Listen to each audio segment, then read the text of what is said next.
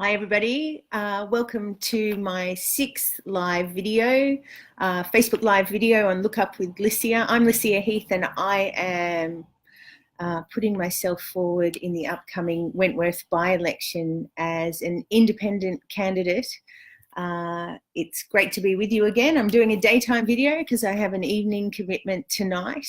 Thought I'd try some natural light for a change. So please ask questions as we go along. Share these videos with your friends. The whole idea is of running these and committing to doing these every day through this campaign is to help break down the barriers that are so often put between candidates and the public that they're meant to be representing. So feel free to use this forum to ask questions, or if you see this video after the fact, any questions I make sure that I answer as well, whether that's about my campaign specifically or issues you have about Wentworth and how it's being represented currently, even though it's not being represented currently, or any bigger picture issues about politics that you'd like to discuss as well. So today's topic, I want to talk about the campaign that I've been spearheading in the East in the last couple of years.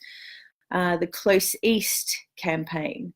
That's still obviously a key tenet of what I'm putting forward as an independent candidate.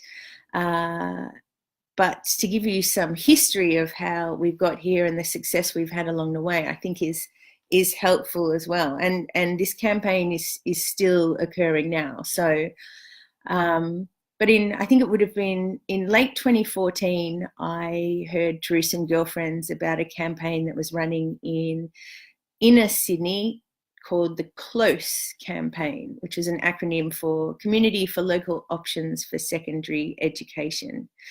And that was being run by a bunch of parents who had kids at Darlinghurst Primary, Burke Street, Crown Street Primary, that as they were nearing high school age, were paying more attention to where their kids were going and realising they were actually catchmented to Balmain High School.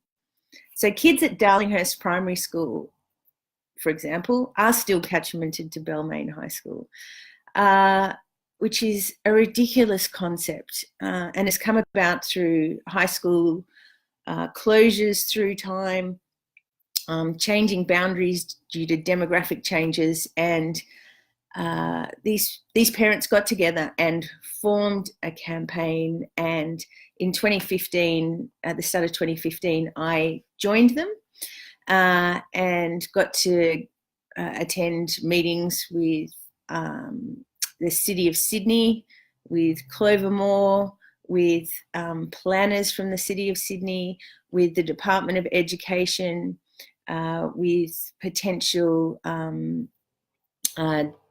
developers of different sites and architects, community forums I got to participate in, and a Meet the Candidate forum that occurred in just before the last state election. So I got to, that was a 3-year-long campaign of which I got to sit in on and assist on the last year. And towards the end of that last year is when Close won. The state government announced that they agreed that all the data that we'd produced, the demographic data, was correct, that their demographic forecasting had been incorrect, and that there was a need for a new high school, and it's ended up being and is being built currently on the corner of Cleveland Street and Chalmers Street. So that opens its doors in Term 1 2020. It's going to have a capacity of about 1,200 students. It's a co-ed comprehensive school. We don't know the boundaries of that school. The principal's currently being advertised for. So it gave me a wonderful proof statement of what can be done when parents get together or communities get together to fight for a common cause. They do their research, they get data together, they present it, And now that you'd think that would be enough, but it's not necessarily, and it wasn't in that case. We needed multiple stakeholders to help us through that process. And we had the City of Sydney behind us. We had the state member of that area, Alex Greenwich, behind us as well. We had support in most of the major parties as well. So enough support that incrementally combined in Parliament and question time of the then Education Minister, we could get the attention paid to this issue and eventually a result. But it was through that year that I was working on that campaign, just in out of hours. I had my normal paid job all through that time as well. But it was during that time that I realised, I mean, I was fighting for friends. This wasn't going to be, this wasn't going to help my children, but it, because we're not in that catchment. But it did make me realise that we have the same issue in the eastern suburbs of Sydney, particularly the, if you want to specifically divide it, the Wallara and Waverley local government areas, where you currently only have one public high school and 15 private schools. So really, it was exactly the same problem, because we now had a local high school that was over capacity. So the capacity of Rose Bay Secondary College is 1,200, and that was exceeded this year, and it'll be well and truly exceeded in the coming years.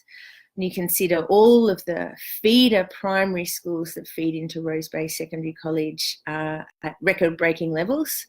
They've got record-breaking Year 6 numbers, and even more worryingly, they have record-breaking kindy numbers as well. So what to do next? Well, in 2016, I initiated Close East, and thought, well, we can try and apply the same blueprint that won the inner city high school to the eastern suburbs. So I held a community forum, I remember it well, at the Charing Cross Hotel in 2016, early 2016. Guess how many people turned up? None. Zero. But although being a bit deflated and thinking that I'd advertised it properly, there was a lot more that I could learn about how to get the word out in the community, how to make people see that change had happened through people coming together for the inner city high school, and that we could do the same thing, and contacting journalists and getting them to do stories on this, and then, you know, relaying that to what happened, to how we could create change in the East. Then the next community forum I had, there were 3 people. And then I think the next one, there would have been about a dozen. And then the next one was 25. And then the next one after that was 50. And at the most recent one, we didn't only have local community members turning up, but we also had interested politicians, whether it be federal, states, or state MPs, or candidates, or mayors and councillors as well. So not only were the numbers increasing in terms of the support of the campaign, but the diversity of support was increasing as well. And that started being pivotal moments in terms of how we could affect change. And over the course of the kind of subsequent 2 years, I've been presenting at all the PNC meetings across the area, primary school and high schools. I've been continuing to do those community forums. I've presented at Wallara, Randwick and Waverley council meetings, sometimes multiple times.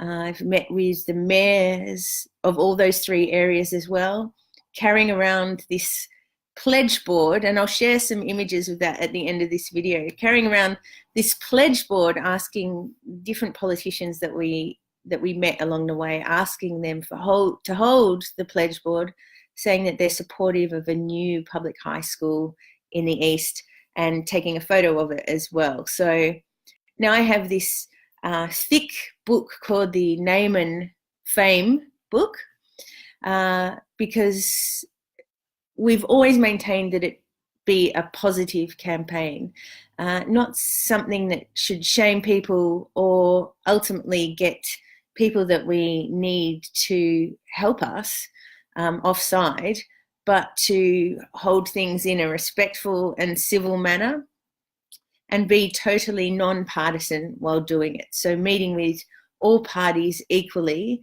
giving them the same amount of information and sharing as much as that we knew, and letting them then decide how they were going to use it. So, I mean, it's fair to say that some have been more supportive than others, but we can't dictate those terms.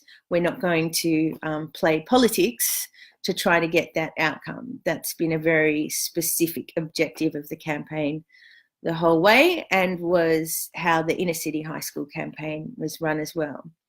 And it had got a positive result. So now we're at this, what I call the pointy end of this campaign, because the state election is in March next year. And it really is between now and March where commitments get made, election campaign commitments. So in the last fortnight, well, about a fortnight ago, the Labor government, who are in opposition in New South Wales currently, committed to, if they get in power, commit to building a new comprehensive co-ed high school in the eastern suburbs, which is absolutely fantastic, and that big milestone that we need to achieve before we can then move on to the next step. Because obviously an election promise does not a school make, but it is what we can take to the Liberal government now and say, look, your opposition has been convinced. They have looked for sites, they've identified sites, and they're doing the costings currently. Considering they have done this, are you able to commit to the same extent? So we're in the process of doing that right now. There's this wonderful opportunity that we have where the state government and the Education Minister, Rob Stokes, what we call in the black. That is, they've got money in the bank, and they've allocated nearly $5 billion to spend on new schools and rebuilding schools across the state. What we need to do is present that we're one of the areas that are most in need of that. And this is where it's become a little complex in the last few months, because what we have seen is that across the state in different areas, new schools have been announced and are budgeted for to be built. Now, we don't begrudge any new schools being built anywhere. It's been a crisis of planning in education across the state for a number of decades, and that's the same in Victoria, and that's the same in Queensland as well. But we do find it odd that there are areas where schools are being built where we believe we have demonstrated that there's a greater demographic need here. Now, why could that be? Well, here's a couple of scenarios. One reason could be that we live in what's known as a safe seat. So if you look at the state seats locally, that's the state seat of Vaucluse and the state seat of Coogee. Now, Vaucluse currently is presided over by Gabrielle Upton, and that is a very safe Liberal seat. And then south of that is the state seat of Coogee, and south of that is the state seat of Maroubra. Those are the three state seats that make up the east. Maroubra is headed by Michael Daly, MP, who's a Labor member and deputy opposition leader as well, and that and Maroubra is a safe Labor seat. And then the state seat of Coogee in between, which is currently presided over by Bruce Notley Smith, a Liberal member, has oscillated between Labor and Liberal in recent years. So that is what's known as a marginal seat. So if you look at spending that happens out of Treasury at the state level or the federal level, you will find that safe seats, whether they be safe Labor seats or safe Liberal seats, get allocated very little money, not just when they're in a campaign stage, but throughout their life. Marginal seats, however, or swinging seats as they're known, get allocated an extraordinary amount of money during campaigns and as well during their electoral life. So it does not pay as an individual, as a voter, as a taxpayer, it does not pay to live in a safe seat, because you are earmarked as such, and the discretionary spend that comes your way is much lower than if you live in a marginal seat. Even if you live in what could be known as a prosperous seat as well, a place where people have higher than average incomes. So that's one scenario about why we haven't been allocated a school so far. Another scenario is more of what I would call an ideological scenario, which is the East, and I mean we've had this discussion when we've been in Department of Education meetings. The East, they have data shows that most parents prefer to send their children to private schools in the East. That's what's been quoted to us. I cannot tell you how many times. So the ideology there is, well, if you're wealthy and you have the means, then it is incumbent on you to choose private schools. Now, this is me supposition. Obviously, this is my thoughts and the thoughts of our kind of core campaign group as we've been nutting out these different scenarios. But now, if you only have one high school in the area, then I guess there's a limit as to how many kids can go there. So that might be one of the reasons why demographic data shows that there's a limit as to how many kids attend public school. Something that's never captured is the people that need to leave the area because they don't want to send their child to an overcrowded public school and can't afford a private school either. So that data is totally lost as well. So this idea that that maybe if you build a new public high school of 1,200 capacity, that it would be instantly well attended, doesn't necessarily seem to resonate at the moment, because the data shows that parents send their children to private schools, that there is a preference for private schools in the East. Well, our anecdotal evidence, which is why Close East undertook to do this giant survey of parents in the East kind of earlier this year, and we got over 1,200 respondents, which was amazing. The anecdotal data that we're getting back, the soft data, showed some really clear trends, and there were three trends. Firstly, given the choice, parents have a preference for co-ed school over single-sex school. Given a preference, parents have a preference for secular school over religious school. And given a choice, parents would prefer public education, having stated the previous two, co-ed, secular, non-religious, have a preference over private school as well. Now, this completely flies in the face of what we've been told we want by a lot of the meetings that we've had so far. So we continue to chip away, and the Education Minister and the Shadow Education Minister have given us their time, and the short-term solution from the Education Minister is to look at turning Randwick Boys into a co-ed school, so that the catchment of families down there who currently are denied a co-ed school at least have access to that. And a feasibility study is happening on that currently. And my understanding is if that goes ahead, you'll create a co-ed school at Randwick Boys High School, and then next door to that will be Randwick Girls High School that will be retained as it is. So, but there's been, and a feasibility study is occurring right now with that for the Department of Education. So we will see the results of that soon.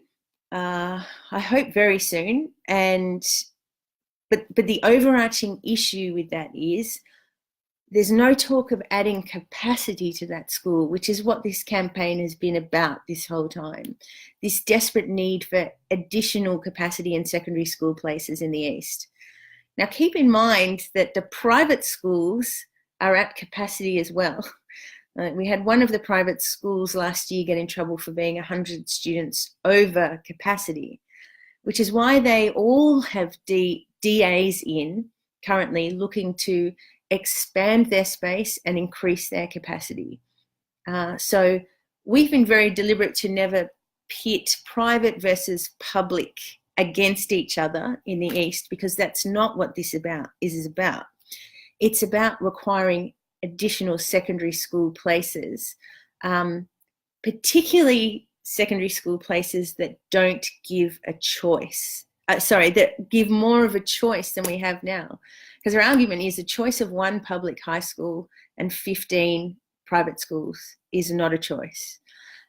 So our campaign goes on. Most education decisions occur at the state-based level. However, a lot of funding decisions occur at the federal level. So my campaign as an independent candidate in Wentworth will still very much contain all the work that I've been doing in terms of Close East and that ongoing work that we're still doing, because we're going to need funding and we're going to need sites in order to do this. And at a federal level, you can compulsorily acquire sites. So the work will go on, but it's given me a wonderful insight, this campaign, into what can be achieved when, rather than being adversarial in politics, if you work across party lines, work collaboratively, work with a good demeanour, a good dose of civility and respect, what can actually be achieved. And of course, that is exactly what an independent representative of a community should do. So thank you again for your time today. Please share this video far and wide with your friends across Wentworth, and keep those questions and future topics coming through. Take care.